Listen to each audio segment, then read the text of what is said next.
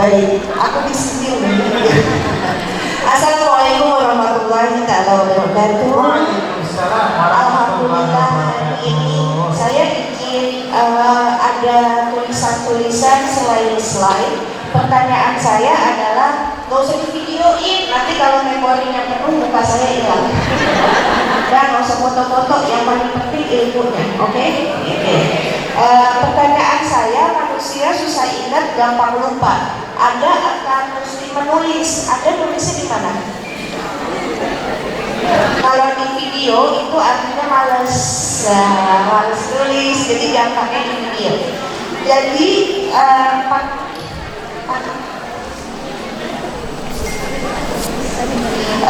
jadi gini, saya diminta sama ibu-ibu hebat ini adalah bagaimana mengajarkan adab dan etika untuk buah hati kita di era digital seperti ini, karena udah cukup meresahkan ya.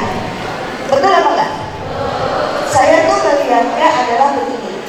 Dan dulu sebelumnya saya mau berterima kasih sama ayah-ayah yang sudah datang. Terima kasih ya. Terima kasih udah buat ayah-ayah. Pertanyaan saya, ayah datang ke sini emang kesadaran apa takut sama istrinya?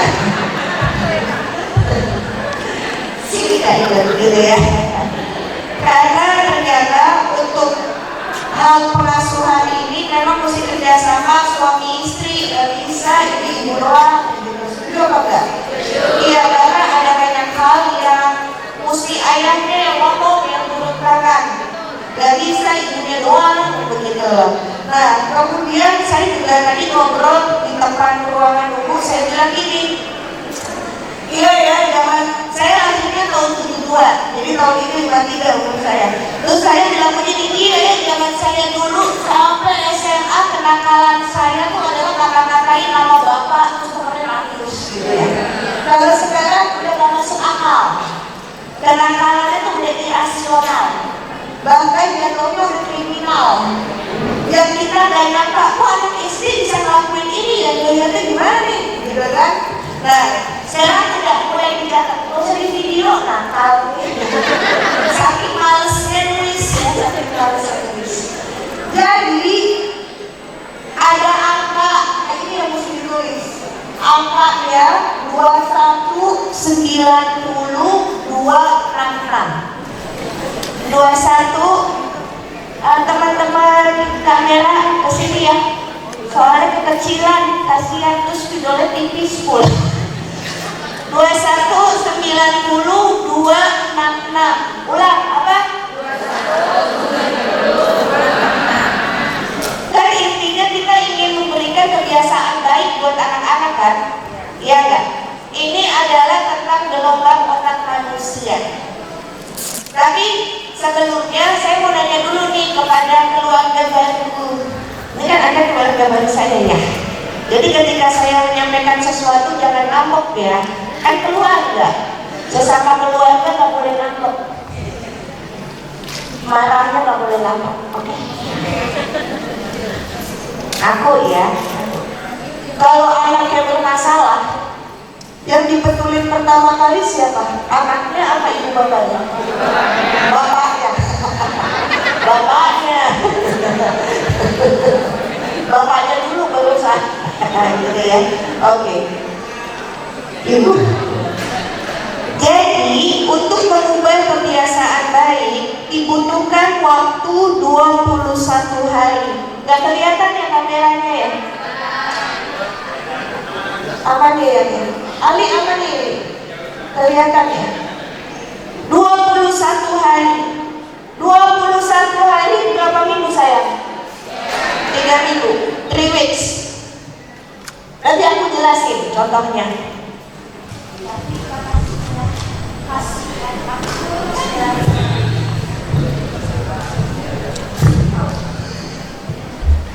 3 minggu.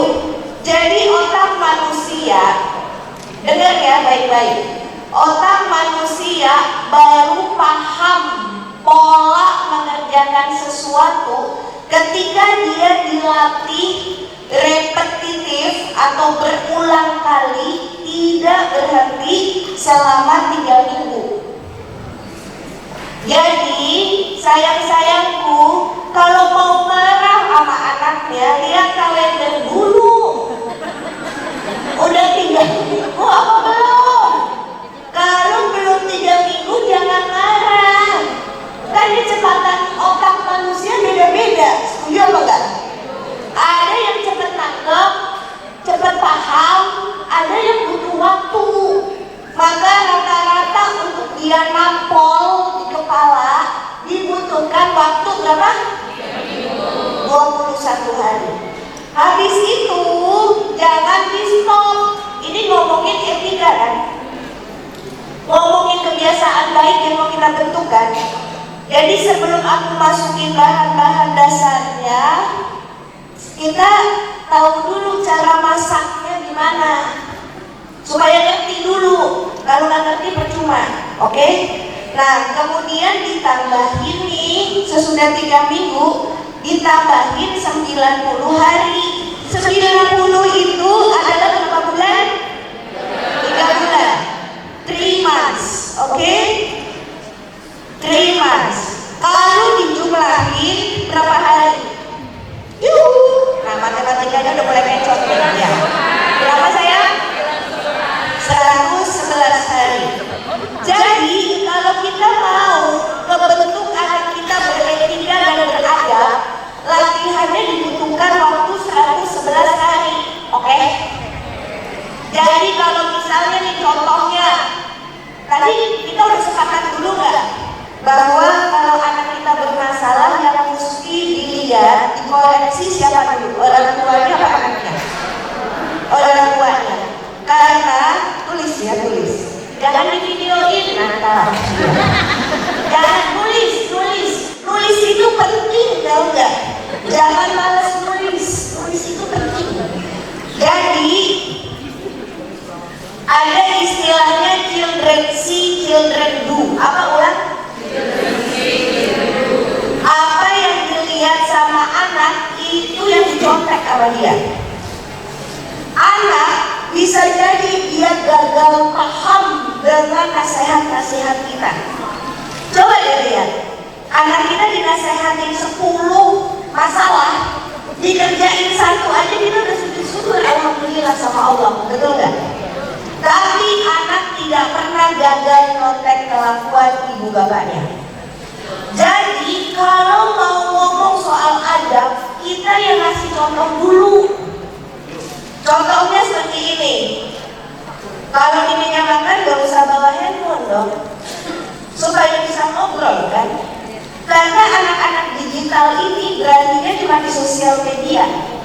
Sok jago bahasanya, ngata-ngatainnya. Saya tuh sampai nge-trace, tunggu ya, ini akunnya akun bodong. Tahu gak akun bodong? Followernya 0, terus dikunci, kemudian terus gambarnya gak jelas. Terus kalau dicek, kan kami bisa trace ya. Kalau dicek, ini anak kecil. Luar biasa ya. Ini kelakuan siapa? Ini konten orang dewasa yang ada di sekelilingnya, dia contoh kayak begitu. Sampai di sini oke? Oke. Jadi kalau mau bikin adab etika di meja makan, bahwa tidak boleh ya anakku bawa handphone ke meja makan dan ibu bapaknya nggak usah bawa. Kalau enggak satu komando, pasti akan ditentang sama anaknya. Sampai di sini oke? Oke. Ya? Biasa aja mukanya, posisi tapi kayaknya semangat, terus ini omongnya kayaknya makan.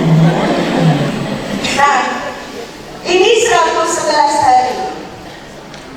Ini dijelasinnya. Aku tuh belajar pada sebuah masa, aku tuh dengerin ada Dr. Riza. Itu ada tuh Riza Putra, nanti coba deh lihat di Instagram, jadi followernya nih. Saya pernah melihat waktu dia ngajar, wah luar biasa. Aku sampai, oh begini ya cara otak manusia. Ini sampai di sini udah ngerti apa belum? Bahwa 111 hari akan muncul kebiasaan baru, kebiasaan baik yang kita bentuk ke anak. Sampai di sini oke? Pertanyaannya, ngapain sih dipisah jadi 2? Ya kan? Kenapa nggak digabung aja ngomong 111 hari? Nah di sini kunciannya. Lihat nih ada angka berapa? Jadi selama 111 hari kita boleh bolos latihan otaknya. Bolosnya dalam 111 hari hanya boleh 2 hari aja. Kalau lebih dari 2 hari maka lakban di otaknya copot lagi. Sekarang paham ya sayangku, kenapa mama-mama di sini diet pada gagal? Paham ya? Paham berarti sekarang? Jadi lihat di sini, bolosnya ini sayang gak boleh sebelum 3 minggu, karena lakbannya belum erat melekat di otak. Dia boleh bolos hanya 2 hari sesudah 3 minggu di kurun waktu yang kedua. Ada di sini oke? Oke. Selanjutnya ada angka berapa? 66. Dan ini angka 66. Otak itu ada yang elastis, ada yang plastis. Paham nggak kalimat ini? Nggak? Ya, oke. Kalau yang elastis, manusia itu sangat senang sesuatu yang baru. Itu elastis, sangat elastis, ditarik, lepas, balik lagi. Kalau plastis itu kayak balon diisi air, airnya dibuang, dia balik nggak ke bentuk semula? Enggak. Otak manusia juga gitu. Jadi sekarang ngerti ya, kenapa ada orang yang gampang diajarin hal yang baru, ada yang ngeyel, bawaannya ngelawan mulu. Dan di usia-usia kita tuh lebih kelihatan. Ya kan? Ya kan? Pasti di kepala kita gini, emang kenapa sih mesti berubah jadi juga gak apa-apa? Kan gitu kan? Atau di sekolah ini deh, di Al-Azhar misalnya, mesti ini, mesti itu, emang kenapa? Begini aja dulu digaji bulanan, pasti ada. Tenaga pendidikan begitu tuh pasti ada. Itu adalah masalah doyan berubah, suka belajar yang baru atau enggak. Oke? Angka hari ke-66, jadi di hari pertama sampai hari ke-66 kita bisa melakukan assessment ke anak kita bahwa peraturan tentang handphone masih menjadi beban, keluhan, atau dia udah biasa aja. Hari ke-66. Oke? Jadi kalau di dunia kerja orang HRD akan melihat, makanya pantesan masa percobaan kerja berapa bulan? 3 bulan ya? Iya, karena butuh melihat ini orang ada di tempat yang benar atau salah naruh. Begitu. Sekarang udah ngerti ya? Jadi apapun ilmu yang Anda mau kasih, sekarang kita mesti sepakat dulu. Ada nggak sih pola asuh yang terbaik? Jawab. Ada nggak sih pola asuh yang terbaik? Ini ngomong apa? Ngerti apa? Gak bisa ini apa-apa udah jelas. Ada nggak pola asuh terbaik itu ada apa enggak? Nggak ada. Nggak ada. Karena kan itu orang tuanya masing-masing beda-beda saya. Culture-nya kan beda. Betul ya? Lahirnya juga beda-beda. Nih, intermezzo dikit ya. Intermezzo. Saya itu didikannya masih didikan VOC kan ya, gitu lah. Kalau sekolah setiap hari Jumat periksa kuku, terus disuruh baris depan kelas pakai mistar, tuh gua aja ngomongnya pakai mistar ya, bukan pakai garis. Jadi siapa yang panjang cepot gitu kan? Gak ada tuh lagu sama orang tua, gak ada. Gak berani, dan sama orang tua tuh gak berani. Bisa di rumah ditambahin. Betul apa enggak? Terus udah gitu belajar ngaji. Aduh tuh Pak Yai aku ya. Jadi kalau belajar vaksin nih, kalau kolkolahnya salah lah, apa segala macam, legokannya salah, itu dia udah siap loh dengan lidinya bukan sesapu, cuma sapu gitu ya. Jadi kalau misalnya salah dicepres gitu ke betis. Terus aku bilang sama temenku gini, gue rasa Pak Yai masih dirangkak loh. Pak Yai cinta Allah pakai Tapi enggak tuh, enggak ngadu sama orang tua, iya apa enggak? Nah sekarang catatan selanjutnya. Kenapa anak-anak kita jatuh cinta sama digital? Salah siapa? Salah dia atau salah kita? Salah kita, guys. Kenapa salah kita? Ini logika. Ketika sebuah generasi dididik dengan segitu kencangnya, maka akan menghadirkan generasi-generasi tangguh yang luar biasa. Kelindes apapun juga yang hayu lah, begitu kan? Karena mentalnya udah kuat. Tapi ketika generasi ini punya anak, dia tidak mau mengurangi luka batin. Maka kecenderungannya akan memberikan pola asuh yang lemah lembut. Maka itulah yang terjadi, anak-anak istilahnya generasi stroberi. Tahu nggak generasi stroberi? Iya, dari luar kelihatan cakep, tapi di dalamnya cepat bonyok. Berasa kalau di dunia kerja, kalau saya punya pegawai generasi yang Z ini, Zillennials ya, dikit-dikit mau healing. Bu, saya mau izin bu, mau healing. Lu healing apa hilang? Gak balik-balik ke kantor ya. Dikit-dikit healing, udah malah healing. Betul kan ya? Iya. Ada aja alasannya. Tapi mungkin akhirnya roda berputar. Itu sebabnya, selain itu, kita adalah orang tua yang ibu bapak mesti kerja. Jadi otomatis anak-anak belajarnya dengan digital.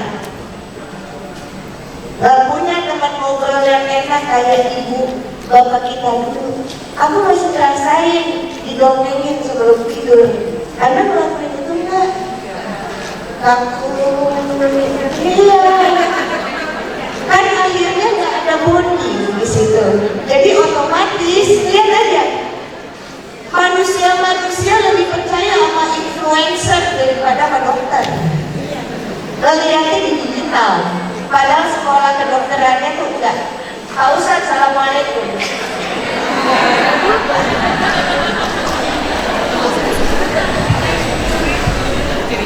Saya puas. Udah ya, sampai di sini cara masaknya udah ngerti belum? Sekarang kita baru masukin ke bahan-bahan. Silakan slide-nya. Pengen punya anak yang semangat? Kalau itu anak-anak mesti terlibat sepenuhnya secara karakter, bacaan, dan hitungan pada aktivitas yang dia lakukan. Bunda dan ayah, saya mau ngomongnya gini nih sama Anda.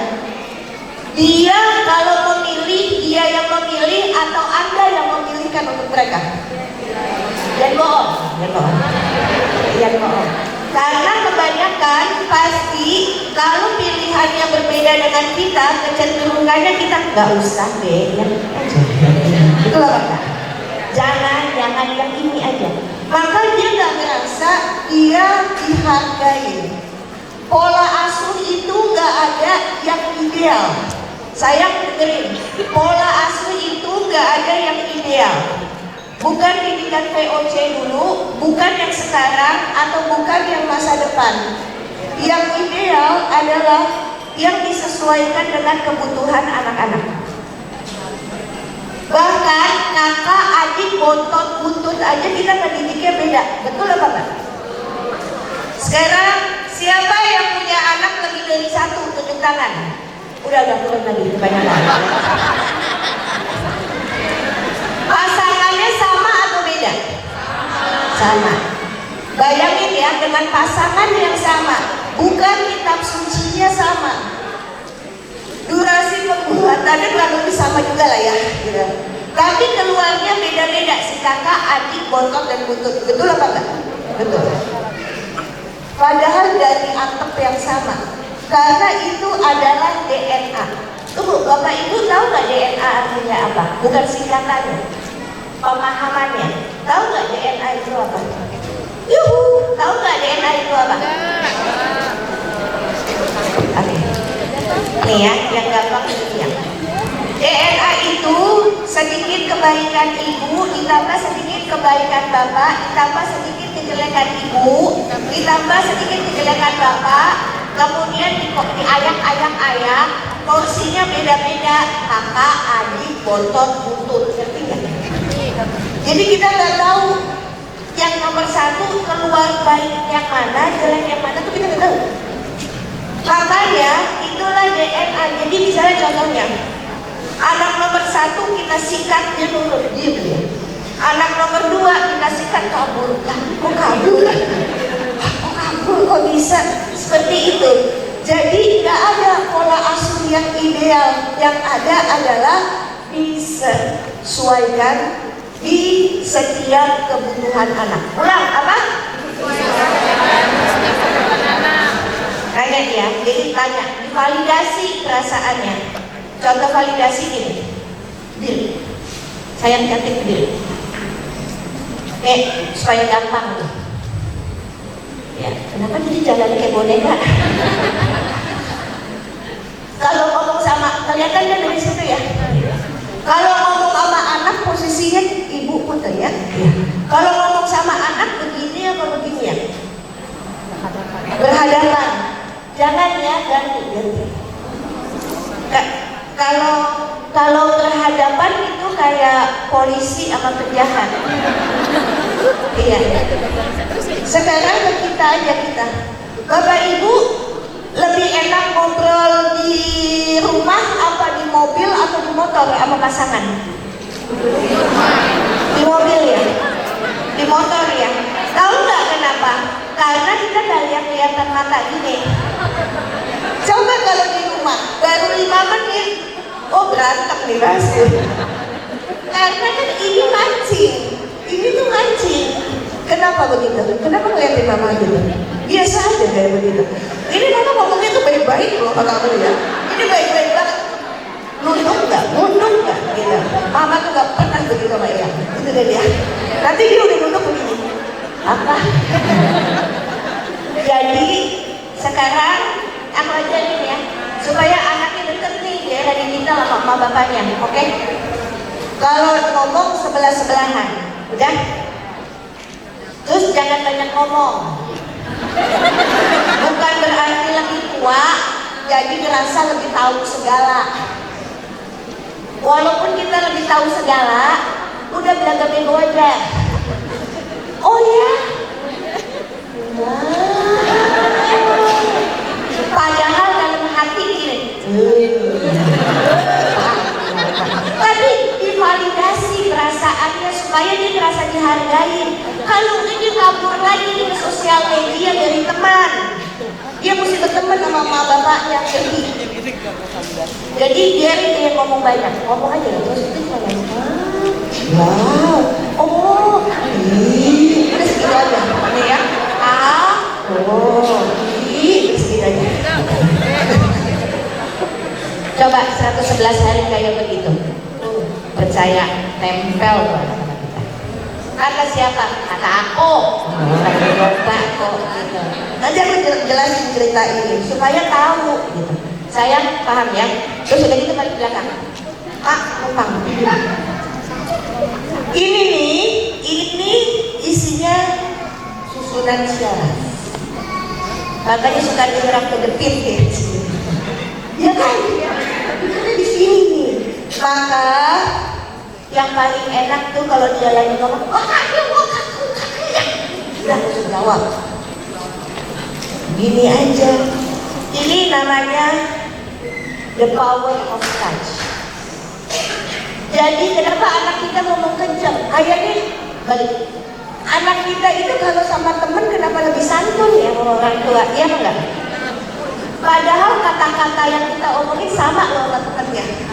Kenapa dia sewok ya? Aku ngomong kayak begitu. Sama temen dia sewok, malah cekikikan. Aku gak bilang, kemarin aku ngomong kayak begitu, kenapa kamu malah? Sekarang kamu kayaknya ketawa-ketawa sama temanmu. Tahu gak kenapa? Kenapa anak kita kayaknya lebih baik, lebih santun, lebih anget sama teman-temannya dibandingkan sama ibu bapaknya? Kenapa? Ayo jawab, kenapa? Oke. Karena dia tahu, karena mereka tahu bahwa kita selalu memaafkan mereka, ngerti gak ya? Mereka tahu bahwa mereka bisa kehilangan teman, tapi mereka pasti gak kehilangan ibu bapaknya. Jadi mau kayak apa juga, sikat aja, nanti emak gue nangis-nangis sebentar, habis itu baikan lagi gitu. Betul ya?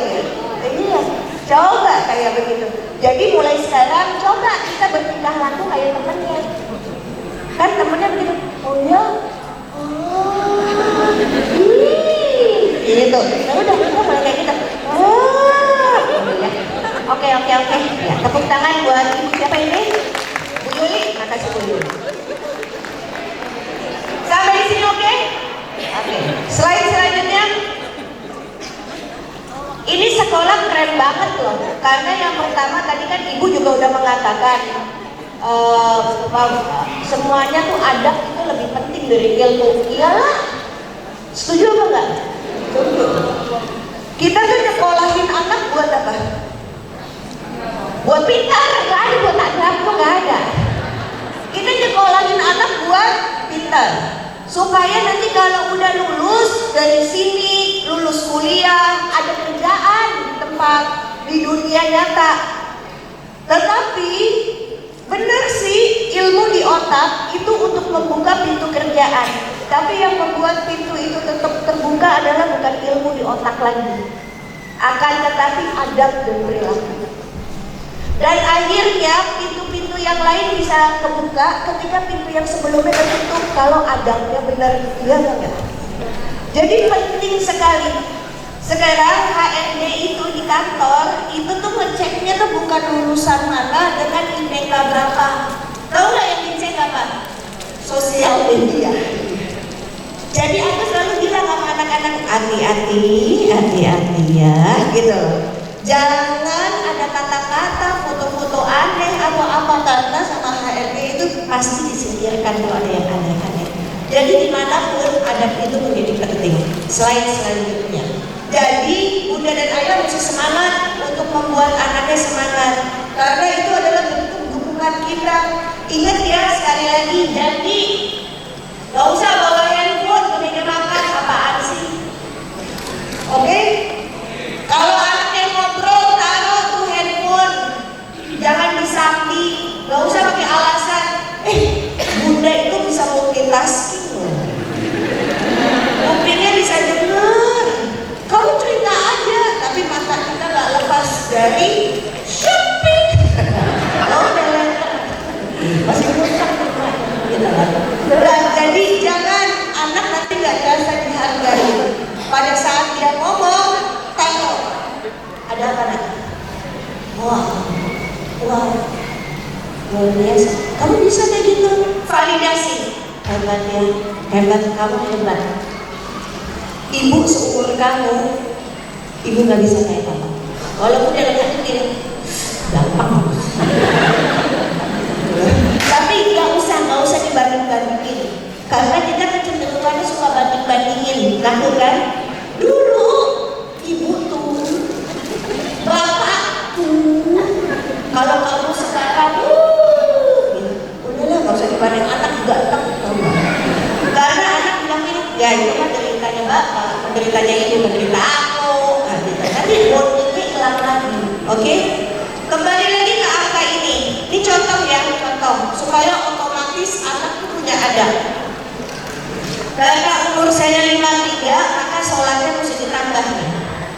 Udah bukan wajib doang, sholat sunnah.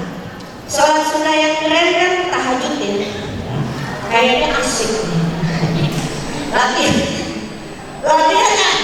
Sekarang aku mau nanya, tahajud yang susah apanya?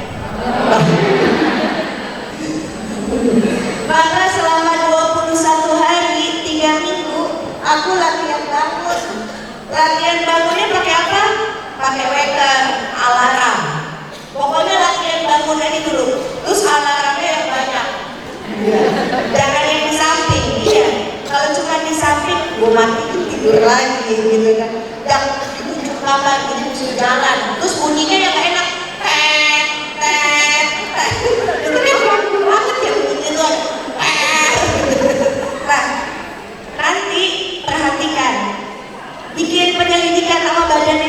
sendiri ya sebelum melatih anaknya. Nanti lewat 3 minggu, pukul 3 pagi, alarmnya belum bunyi, badannya udah bangun. Karena otak manusianya dia udah kenal jam biologis mesti dibangun jam segini. 3 minggu. Nanti lewat dari 111 hari, maka nggak sholat tahajud nggak enak. Karena otaknya udah kebiasaan. Nanti lihat di hari ke-66 itu masih gerak ya. Kalau kepalanya tegak, enak juga ya pagi-pagi. Kayaknya lebih deket lebih gitu ya. Nah udah artinya emang otaknya udah bisa terima konsep itu. Oke, ngerti ya. Selanjutnya. Udah ya. Ini kalau anak suruh diet digital begini nih sikapnya. Sewok aneh. Bawaannya orang kayak RPG melon, dikit-dikit beduk. Nolak, nawar, marah, pasrah. Ya udah deh, abis itu bisa kerjasama. Nah itu bisa kerjasama kan diceknya di hari ke-66. Oke? Selanjutnya. Semangat itu menular ya sayang. Orang tua yang semangat, anaknya pasti semangat. Kalau jadi akhirnya kita mesti latihan. Coba ya lebih dipersedikit memeluknya. Kita suka nggak sengaja meluk depan anak, ya kan? Iya nggak? Jadi kita mesti yang mukanya senang dan gembira. Terus sama begini, tadi ibu udah mengatakan pendidikan anak-anak kita akan maju kalau ada 3 pilar. Ki Hajar Dewantara udah bilang begitu, yaitu sekolah, rumah, sama lingkungan. Jadi bunda sama ayah di sini mesti berhubungan mesra sama guru-gurunya. Jangan sampai apa yang udah dijalin di sekolah nanti kita urai lagi. Begitu juga mesti kontrol sama tim pendidik. Para pendidik di sini tuh kan mesti megang badan anak. Jadi kita juga mesti aktif kasih tahu anak kita di rumah kayak apa, supaya hal baik yang di rumah jangan dibongkar di sekolah. Oke? Jangan berantem sama guru. Jangan ceritain di meja makan, ibu itu ya, bapak yang ini. Iya. Terus jangan mentang-mentang kita udah kasih donasi ke sekolah. Misalnya nih, bawaannya kita udah kayak pemilik sekolah. Yang cekiki kan yang suka punya teman begitu ya. Iya. Padahal sih dia nyumbangnya gak gede-gede banget. Terus suka dipegangin gitu dindingnya. Hasil sumbangan gue. Emangnya nyumbang berapa sih, Nek? Gue pengen tahu ya, gitu lah. Gak gede-gede juga, tapi gak gitu. Akhirnya ngerasa ya, dia tidak mau bekerja sama karena ngerasa udah ngasih uang. Hati-hati gitu. Dan kalau anak tahu begitu, adab dan perilakunya pasti dibelanya. Oke? Kemudian slide selanjutnya. Dah, menghadapi anak pakai doa, usaha, ikhtiar, dan tawakal. Nah ini saya mau cerita, kan tadi kan ditanya ya, kata siapa Nas? Kata saya, saya punya 3 anak nih, ini intermezzo dikit ya ngobrol. Saya punya 3 anak perempuan. Saya tuh nggak bisa bikin anak laki-laki. Padahal saya nggak senang anak perempuan tuh, saya nggak senang. Saya tuh nggak suka ngobrol sama perempuan tuh, nggak suka. Ibu namanya siapa? Ines.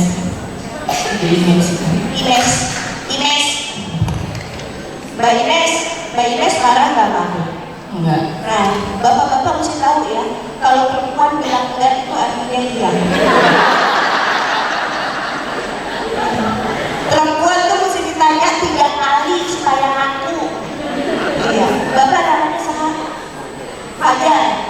Mas Fajar, lu sebel ya bapak? Iya, kamu udah tak lunas gitu ya. Jadi lebih singkat, ngerti gak? Karena aku waktu SMA anak fisika, temennya lebih banyak lagi. Kuliahnya sipil, teknik, perempuannya cuma 7, lakinya 300-an, berat aku gitu ya. Jadi kebentuknya tuh adalah teman laki tuh enak. Nah itu ya. Ini kan lesson learn ya, pelajaran hidup ya.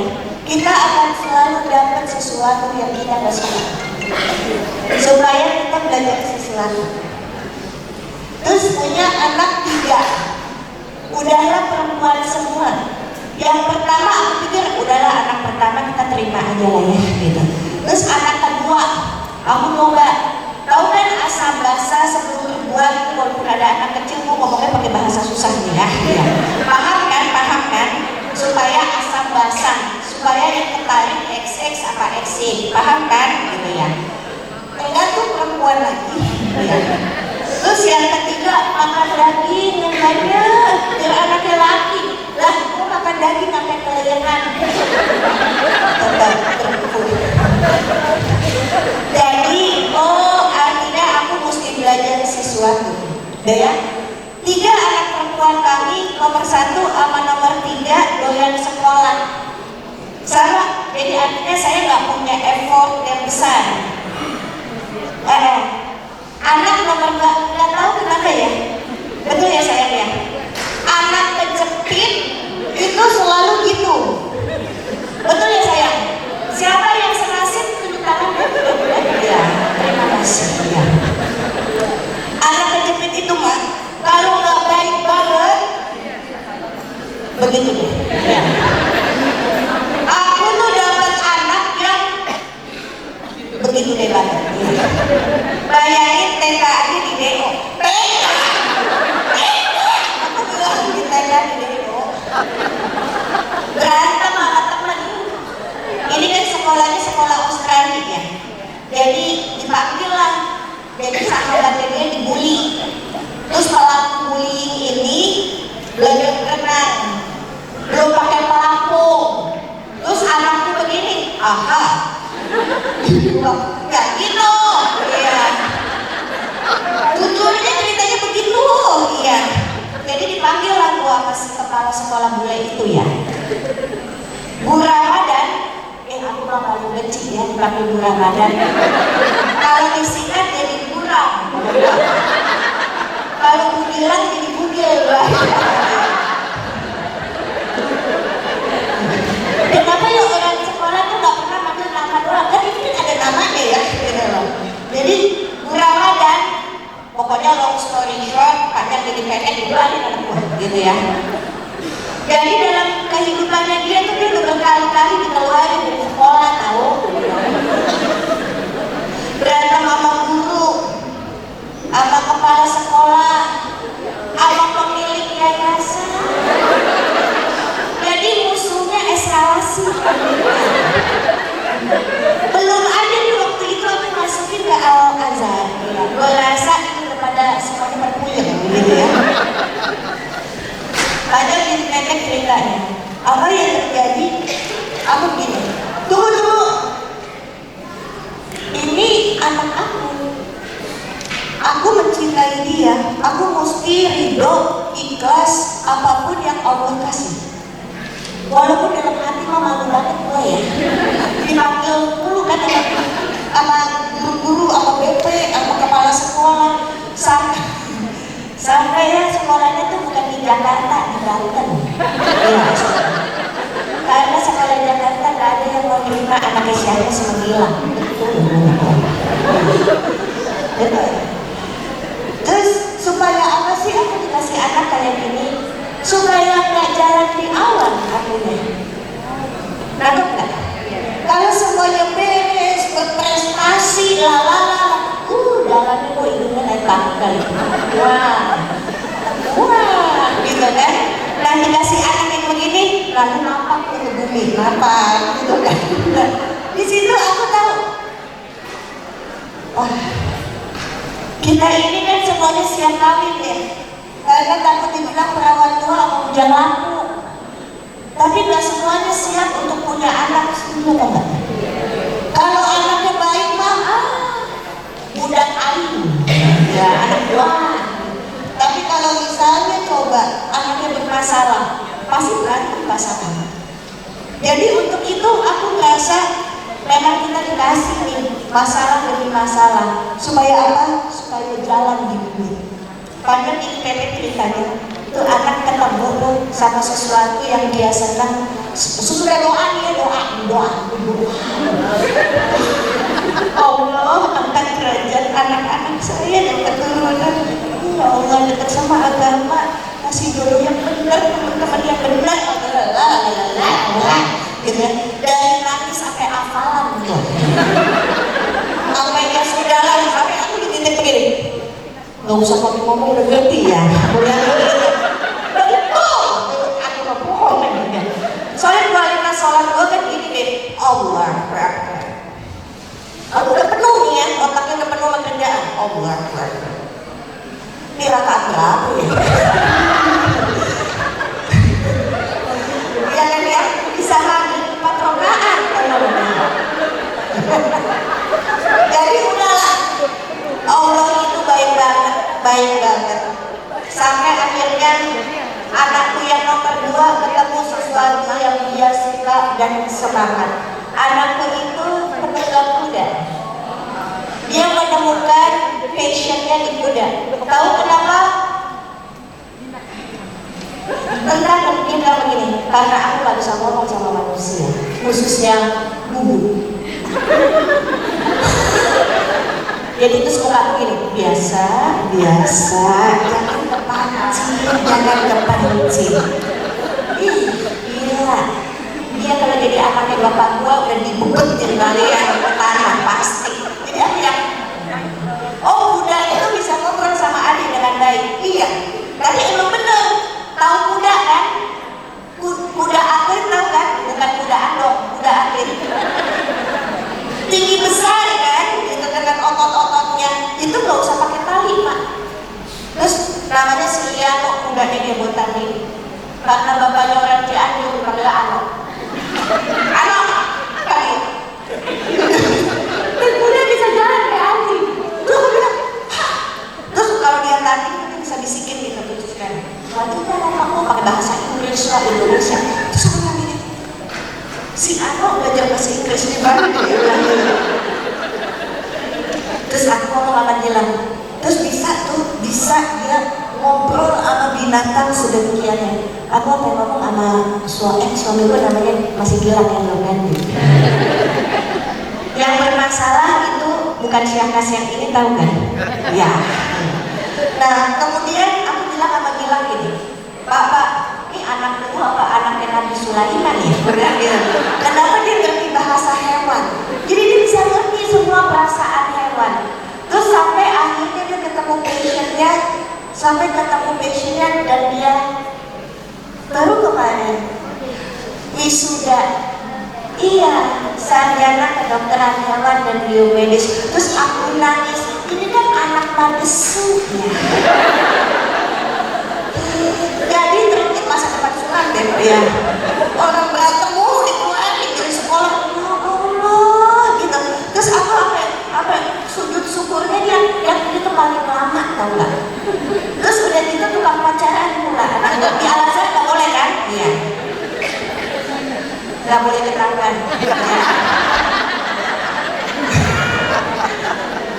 Jadi kalau saya kan anaknya tuh laki-laki gitu. Kalau ngomong sama orang ya intinya ada ngomong. Ya, gak usah panjang-panjang. Terus apa? Terus intinya oke udah. Halo. Kan gitu. Kalau si Syarifat udah halo. Perempuan banget. Pokoknya perempuan Sunda banget. Doyan dandan sama doyan duit. Nah, anak buah. Betul gak mak? Betul ya mak? Ya. Pokoknya anak gelang banget ya ini nih. Bukan anak kelas ya.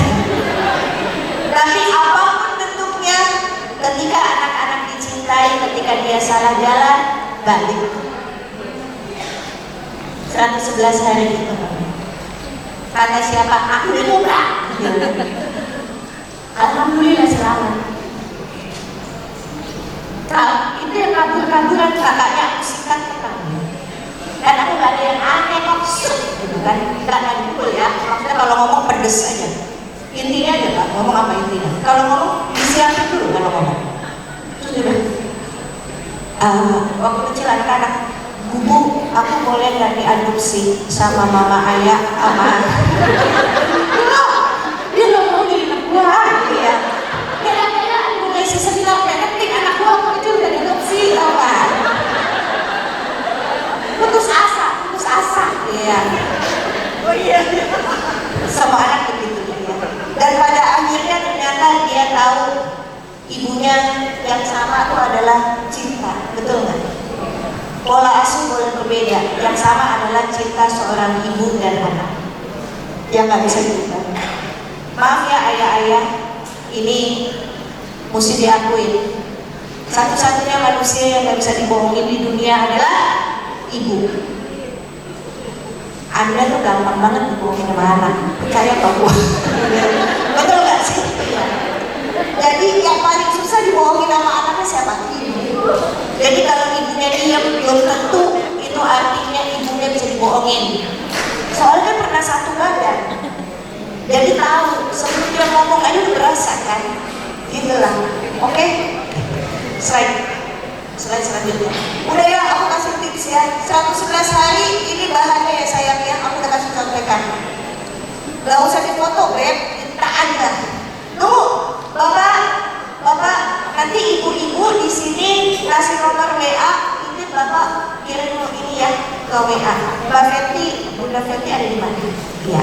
Oh Bunda Feti. Nanti minta ke Bunda Feti, soalnya kan ini tipis banget gak kelihatan. Jadi minta dikirimin materinya di handphone Anda. Kalau mau dipakai boleh, buat ngajar ke orang lain boleh, asal bisa pakai gitu. Pakai, mau diganti nama Anda juga boleh, pakai. Soalnya ini kan ilmu, oke? Pakai aja. Selanjutnya, udah ya. Ini anak-anak digital yang udah sakit kronis. Kalau misalnya nggak ada ciri-ciri kayak begini, kayaknya Anda butuh bantuan. Udah mesti ngobrol lalu dulu sekolah, oke? Karena ini ciri-ciri anak yang masih punya semangat ke sekolah. Karena kelihatan dia dampaknya itu adalah ke perilakunya. Jadi ngobrol. Cek juga teman-temannya siapa, anak siapa nih?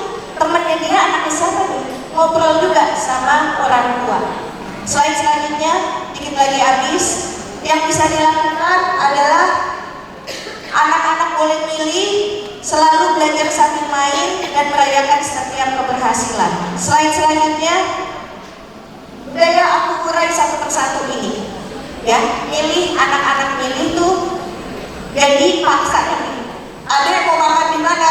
Terserah. Gak ada menu terserah, gak ada tempat makan terserah. Pilih gitu. Nah itu melatih dia punya sikap. Oke? Slide selanjutnya, belajar sambil bermain. Ingat ya, belajar sambil stres tuh gak ada yang masuk. Ali kan udah bilang. Tadi kan Ali bilang hatinya mesti gembira dulu supaya bikin anak jadi pinter gampang. Percaya nggak? Allah itu nggak pernah nyiptain barang rusak. Yang ada kita nggak tahu buka kunci. Ternyata buat anak terkait ilmu pengetahuan, kuncinya adalah dia suka dulu dengan itu. Kalau dia suka, dia ngasih perhatian. Kalau dia ngasih perhatian, nanti ilmunya follow through, ikut terus. Oke? Slide selanjutnya. Oke, ini cara merayakan keberhasilan. Gak melulu dikasih hadiah dan duit ya. Slide selanjutnya. Tiko belajar anak, ada yang mendengar, ada yang melihat, ada yang mesti ngerjain. Kalau anak-anak kinestetik ini waktu pandemi pada hancur nilainya. Karena dipaksa untuk melihat layar, maka dia nggak bisa belajar apapun. Jadi sesuaikan sama pola modal belajar anak. Oke? Slide selanjutnya. Ini satu persatu saya uraikan ya, tipe-tipe anak auditori yang dimana. Slide selanjutnya, yang visual gimana. Slide selanjutnya, yang kinestetik gimana. Oke?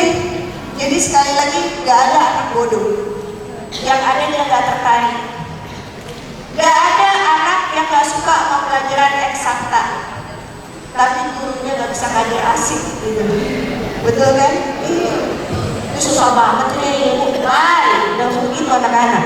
Baliknya ke handphone lagi nanti. Oke? Slide selanjutnya. Jadi lakukan observasi ke anak. Slide selanjutnya. Penting ya guys, ganti pola asuh. Penting. Kalau dulu kita dipecut, sekarang anak-anak didengerin aja deh, ya kan? Kalau kan dia larinya ke sosial media lagi, Di sosial media tuh banyak banget orang palsu tuh. Namanya bukan itu, gendernya bukan itu.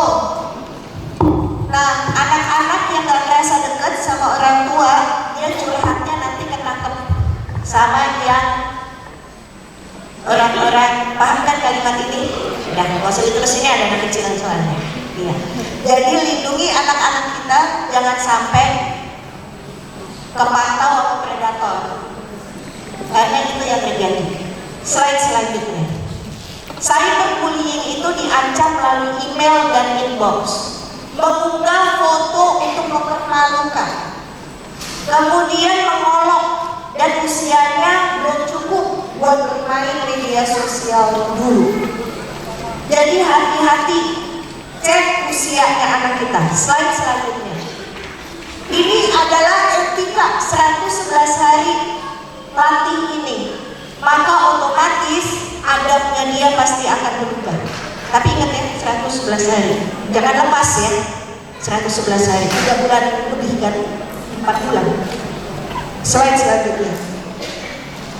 3 pusat pendidikan adalah keluarga, sekolah, sama lingkungan. Dorong anak kita, kalau teman-temannya gak asik, ganti teman yang lain. Karena kadang-kadang anak kita adalah bentuk temannya. Setuju apa enggak? Iya. Jadi bilang, Dek, tahu gak Dek? Nih ya, bubu nih makin tua kayak temannya makin dikit nih. Bukan karena pada meninggal mereka, enggak. Ya. Tapi bubunya sendiri pilih. Bener kan?